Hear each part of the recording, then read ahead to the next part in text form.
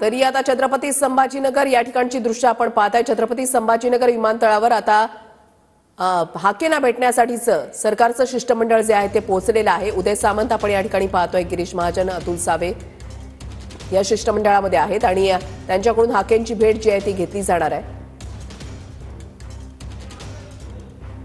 यांच्या भेटीसाठी सरकारचं शिष्टमंडळ आलेलं आहे। अतुल सावे, गिरीश महाजन, उदय सामंत आणि गोपीचंद पडळकर यांचा या मंडळात समावेश आहे। गिरीश महाजन आपल्यासोबत आहेत। महाजन साहेब, काय सांगाल?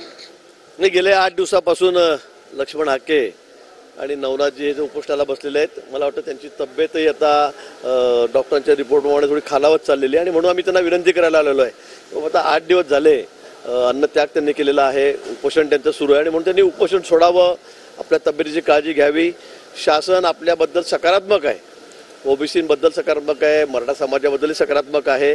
आपल्याला जे अपेक्षित आहे ते सरकारही निश्चित करणार आहे आणि म्हणून आम्ही त्यांना आज विनंती करणार आहोत की आपण उपोषण मागे घ्यावं। उदय भाऊ, आपण आताच गिरीश भाऊनी सांगितले तीच महत्त्वाची गोष्ट आहे की त्यांची प्रकृती आमच्या सगळ्यांच्या दृष्टीने अतिशय महत्त्वाची आहे आणि ओबीसी समाजावर कुठचाही अन्याय होणार नाही ही भूमिका सरकारची आहे आणि म्हणूनच आम्ही शिष्टमंडळाद्वारे त्यांना विनंती करायला आलेलो आहोत। बिहारमध्ये जे आरक्षण दिलं होतं 62% वर गेलं होतं, त्यामुळे ते सुप्रीम कोर्टाने रद्द केलं आणि बावनकुळे म्हणतात की 50% वरचं आरक्षण टिकतच नाही। मग महाराष्ट्रात मराठा समाजाला जे आरक्षण दिलेलं आहे ते 50% वर गेलेलं आहे। ईडब्ल्यूसीचा विचार केला ते सुद्धा 50% वर गेलेलं आहे। तर मग सध्या सुरू असलेलं आरक्षणाचं कोड कसं सोडवणार? तो टेक्निकल मॅटर आहे मला असं वाटतं। त्या संदर्भामध्ये कालच्या बिहारच्या निर्णयानंतर आमच्या त्या ठिकाणी वरिष्ठ आहेत किंवा सगळे आमची वकील मंडळी आहे, ती तज्ज्ञ मंडळी आहेत, ती सुद्धा अभ्यास करते। मला वाटतं यावर आज काही सांगता येणार नाही, कारण बिहारचा निर्णय झाल्यानंतर खरं त्या संदर्भामध्ये विचारच करावा लागणार आहे आणि म्हणून मला असं वाटतं की आज त्याबद्दल काही सांगता येणार नाही। माननीय मुख्यमंत्री आहेत, शिंदेसाहेब आहेत, माननीय देवेंद्रजी आहेत, अजितदादाजी आहेत आणि या क्षेत्राची सगळी तज्ज्ञ मंडळी, कायदेतज्ञ हे या संदर्भामध्ये बसून विचार करतील।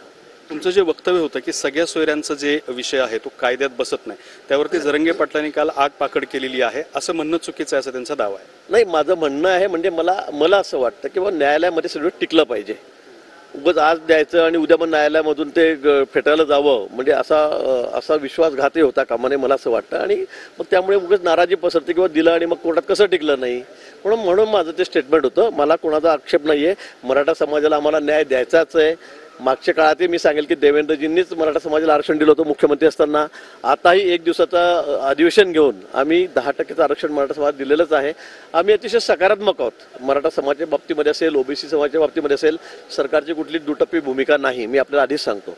आणि म्हणून मला जे वाटतं की कोर्टामध्ये टिकलं पाहिजे, माझी एवढीच भूमिका होती। सरकार देणार नाही देत नाही हा विषय नाही आहे, पण झाल्यानंतर ते कोर्टामध्ये टिकलं पाहिजे, उच्च न्यायालयात, सर्वोच्च न्यायालयामध्ये टिकलं पाहिजे, एवढीच माझी भूमिका होती।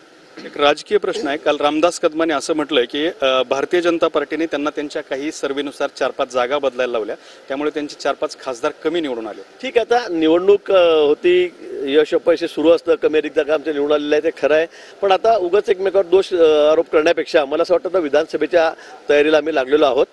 काही थोड्याफार सगळ्याच पक्षांच्या, तिघी पक्षांच्या थोड्याफार जागा देण्याबाबत काही मागे पुढे झालंही असेल, पण त्या चुका मी यावेळेला नक्कीच दुरुस्त करू आणि विधानसभेला आपल्याला दिसेल की आम्ही किती गतीने काम करतोय आणि कसा रिझल्ट आम्ही त्या ठिकाणी देतोय। अतुल सावे सुद्धा आपल्यासोबत आहेत। सावे साहेब, काय सांगाल? मागे एकदा तुम्ही जाऊन आलात, आता पुन्हा चाललात उपोषण सोडवण्याचा? आम्ही मागच्या वेळेसही सांगितलं होतं की माननीय मुख्यमंत्री आणि उपमुख्यमंत्र्यांनी आश्वासन दिलेलं आहे की ओबीसीच्या आरक्षणाला कुठलाही धक्का लागणार नाही आणि तेच आजही आमचा तो स्टँड आहे आणि नक्कीच त्याच्यात आम्ही आज हाके साहेबांना आणि वाघमारे साहेबांना कन्व्हिन्स करायचा प्रयत्न करू।